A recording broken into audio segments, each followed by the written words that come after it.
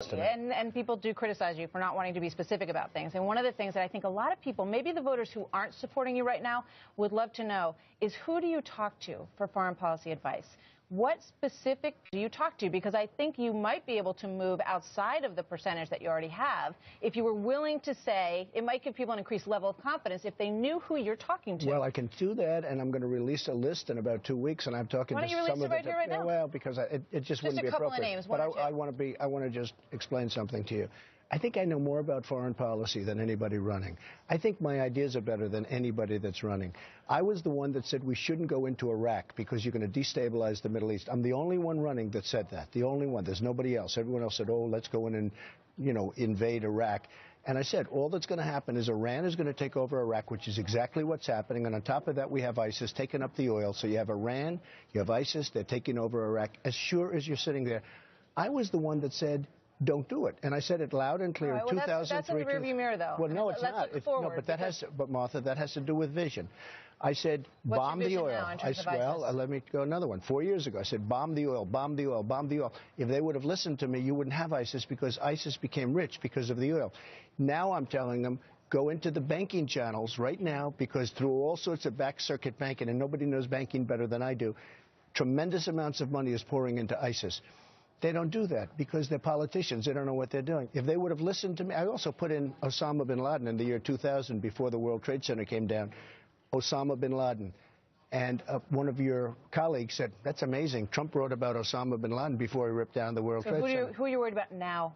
When you look forward, what are we going to be saying? Donald Trump knew this now, and he was on the record about it. I'll tell you who and what I'm worried about now. Incompetence in our government. We have incompetently run, and we have an incompetently run government.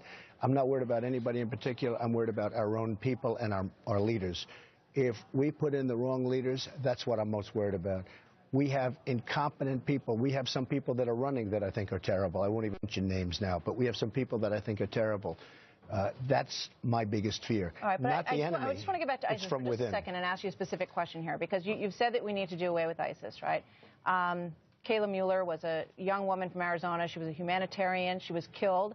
We now know that she was abused by the leader of ISIS, okay? This is a very personal situation that touches a lot of Americans. Okay. So they want to know, if you're going to be President Donald Trump, what are you going to do to eliminate this group? Because they've watched the effort that's happened and it hasn't succeeded. I am going to knock the hell out of ISIS. I am going to hit ISIS so hard. We're not hitting them hard right now. We're doing it politically correctness. I mean, it's always politically correct. You know, they don't want to bomb the oil because they don't want air pollution.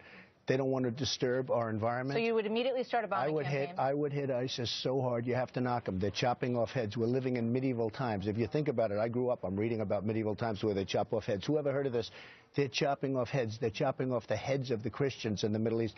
I will hit ISIS so hard and so swiftly. Now, despite the fact I said don't go into Iraq, and it's well documented, Reuters, everything else, big stories. And, again, I wasn't even a politician, so why are they even writing about it? But for some reason, big stories, Trump said, don't do this, you're going to destabilize the Middle East. Everything I said came true.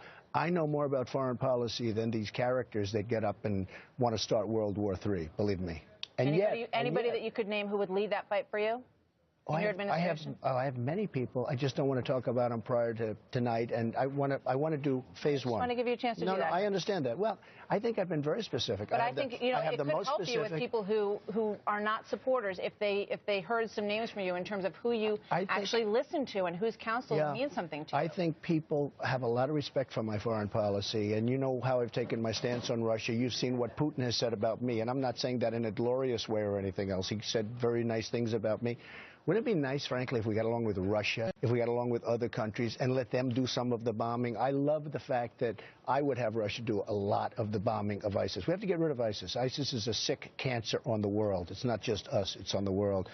We cannot let, on the migration, we cannot let people come into this country because we have no idea who they are. And they could very well be ISIS. I mean, when they're walking around with cell phones and it's got the ISIS flag on them, there's something going on. Eminent